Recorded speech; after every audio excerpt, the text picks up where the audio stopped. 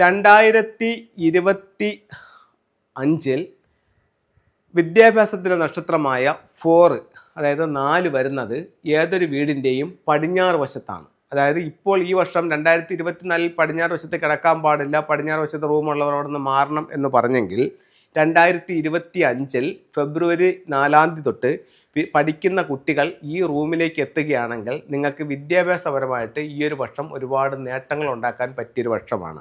അതായത് ഏതൊരു വീടിൻ്റെയും വെസ്റ്റ് ഭാഗത്ത് ഈ വർഷം വരുന്ന നക്ഷത്രം എന്ന് പറയുന്നത് 4 ആണ്.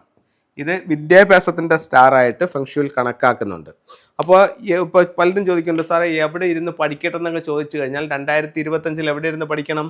പടിഞ്ഞാറ് ഭാഗത്തുള്ള റൂമിൽ ഇരുന്ന് പഠിക്കാൻ ഫെങ്ഷു പ്രകാരം നല്ലതാണ്. അതേപോലെ തന്നെ ചിലർ ചോദിക്കുന്നുണ്ട് ഏത് ദിക്കിലോട്ട് നോക്കിയിരുന്ന് പഠിക്കണമെന്ന്. അപ്പോൾ അത് കോമൺ ആയിട്ട് പറയണമെന്നുണ്ടെങ്കിൽ കിഴക്കോട്ടോ വടക്കോട്ടോ നോക്കിയിരുന്ന് പഠിച്ചാൽ ബുദ്ധി തെളിയും എന്നുള്ളതാണ്. പക്ഷേ ഫെങ്ഷുയിൽ അങ്ങനെയല്ല പറയുന്നത്.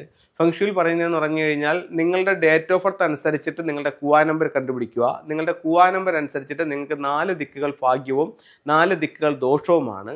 അപ്പോൾ നിങ്ങളുടെ ഭാഗ്യ ദിക്കിലേക്ക്, ഇതിൽ നിങ്ങളുടെ ഭാഗ്യ ദിക്ക് ഏതാണെന്ന്, വിദ്യാഭ്യാസത്തിൻ്റെ ദിക്ക് ഏതാണെന്ന് മനസ്സിലാക്കിയിട്ട് ആ ദിക്കിലേക്ക് നോക്കിയിരുന്ന് പഠിച്ചാൽ നിങ്ങൾക്ക് പെട്ടെന്ന് കൂടുതൽ കാര്യങ്ങൾ ഗ്രഹിക്കാനും എക്സാമിന് അത് എഴുതാനും സാധിക്കുമെന്നാണ് പറയുന്നത്. അപ്പോൾ നിങ്ങൾക്ക് എന്ത് ചെയ്യാം?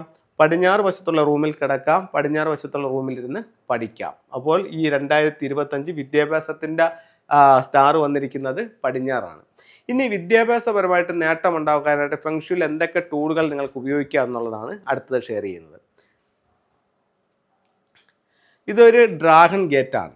ഒരു ഗേറ്റ് ഇവിടെ കാണാം. 2 കാർപ്പ് ഫിഷുകൾ ഇതിനെ ക്രോസ് ചെയ്യുന്നതായിട്ടാണ്. ഇത് എങ്ങനെ ഉപയോഗിക്കണമെന്ന് വെച്ച് കഴിഞ്ഞാൽ, ഇപ്പോൾ ഈ പടിഞ്ഞാറ് വശത്തെ റൂമാണ് നിങ്ങൾ ഉപയോഗിക്കുന്നതെങ്കിൽ അതിൻ്റെ ഡോറിൻ്റെ മുകളിൽ വെളിയിൽ ഒരു ചെറിയ സ്റ്റാൻഡ് അടിച്ചിട്ട് അതിൻ്റെ മണ്ടയിൽ ഇങ്ങനെ വയ്ക്കുക. അപ്പോൾ നിങ്ങൾ ഓരോ തവണ റൂമിൽ കയറുമ്പോഴും ഇറങ്ങുമ്പോഴും നിങ്ങളിലേക്ക് കൂടുതൽ കാര്യങ്ങൾ മനസ്സിലാക്കാനും പരീക്ഷയുടെ കടമ്പകൾ ചാടിക്കടക്കാനുള്ളൊരു എനർജി നിങ്ങളിലേക്ക് കൊണ്ടുവരുമെന്ന് ഫെങ്ഷുയിൽ പറയുന്നുണ്ട്. അപ്പോൾ ഈ ഒരു ടൂൾ ഉപയോഗിക്കാം. അടുത്തത്, ഇതൊരു ക്രിസ്റ്റൽ ഗ്ലോബാണ്. ഇത് നിങ്ങൾ പഠിക്കുന്ന സ്റ്റഡി ടേബിളിൻ്റെ വടക്ക് കിഴക്ക് ഭാഗത്ത് വയ്ക്കുന്നതും വിദ്യാഭ്യാസപരമായിട്ട് അഭിവൃദ്ധി ഉണ്ടാവാൻ നല്ലൊരു ടൂളായിട്ട് ഫെങ്ഷുയിൽ കണക്കാക്കുന്നു. എഡ്യൂക്കേഷൻ ടവർ അഥവാ പഗോഡ ടവറാണ്. അപ്പോൾ ഈ പഗോഡ ടവർ നിങ്ങൾ സൂക്ഷിക്കുന്നത്, വടക്ക് കിഴക്ക് ഭാഗത്ത് സൂക്ഷിക്കുന്നത് വിദ്യാഭ്യാസപരമായിട്ട് അഭിവൃദ്ധി ഉണ്ടാവാനായിട്ട് നല്ലൊരു ടൂളായി ഫെങ്ഷുയിൽ കണക്കാക്കുന്നു. ഇത് ഒരു ക്രിസ്റ്റലിൻ്റെ ബ്രേസ്ലെറ്റ് ആണ്. ഇത് ധരിക്കുന്നതും ഇതുപോലെ ഈ ചെയിൻ ധരിക്കുന്നതുമൊക്കെ നിങ്ങൾക്ക് പഠിക്കാനും പഠിച്ച കാര്യങ്ങൾ കൃത്യമായി എക്സാമിനെടുത്ത് എഴുതാനും നിങ്ങളെ സാധിക്കുന്നതാണ്. ഇതെല്ലാം നാച്ചുറൽ ആയിട്ടുള്ള സ്റ്റോൺസ് ആണ്.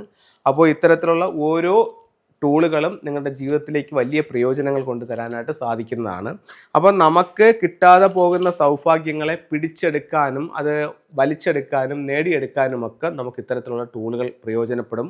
അപ്പോൾ എല്ലാവർക്കും എല്ലാ ഐശ്വര്യങ്ങളുമുള്ള വിദ്യാഭ്യാസപരമായിട്ട് ഒരുപാട് നേട്ടങ്ങളുള്ള ഒരു വർഷമായി 2025 ഭവിക്കട്ടെ എന്ന് പ്രാർത്ഥിച്ചുകൊണ്ട് നിർത്തുന്നു. നന്ദി, നമസ്കാരം.